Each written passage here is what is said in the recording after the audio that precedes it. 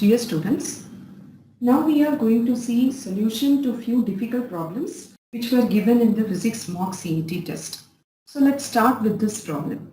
If angular momentum of a rotating body about a fixed axis is increased by 10%, its rotational kinetic energy will be increased by.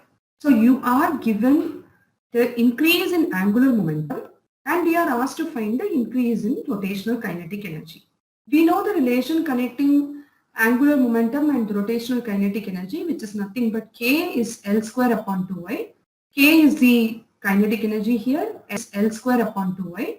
K is the kinetic energy here, L is the angular momentum and I is the moment of inertia. So we need to find the change in this rotational kinetic energy. So from this expression, we can find out the change in rotational kinetic energy as del K upon K, which is equal to 2 into del L upon L into 100.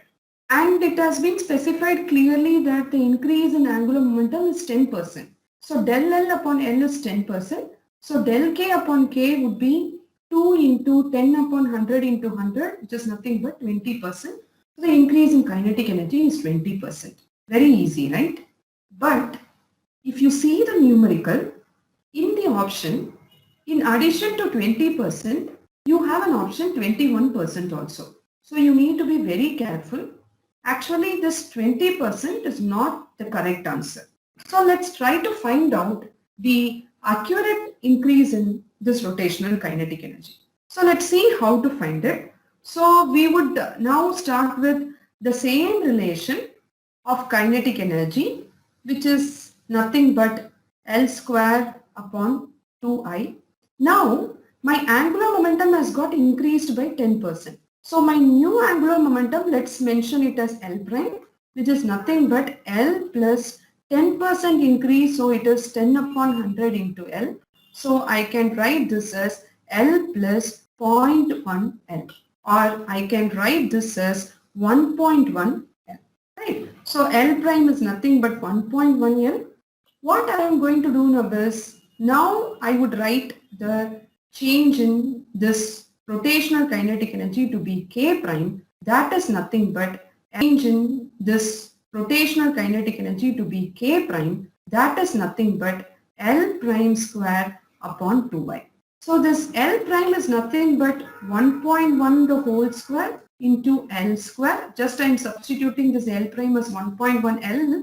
So L prime square would be 1.1 square upon L square upon 2y.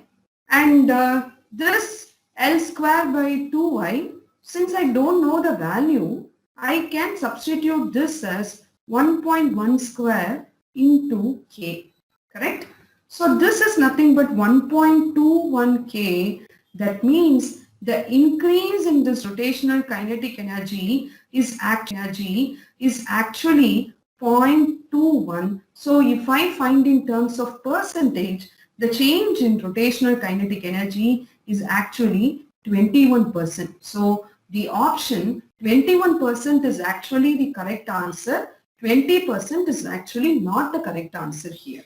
I hope you have understood. This is the accurate way of finding the change in rotational kinetic energy. So options, if there is 20, 21, we have to be very careful by choosing the option. It is not 20, it has to be 21%.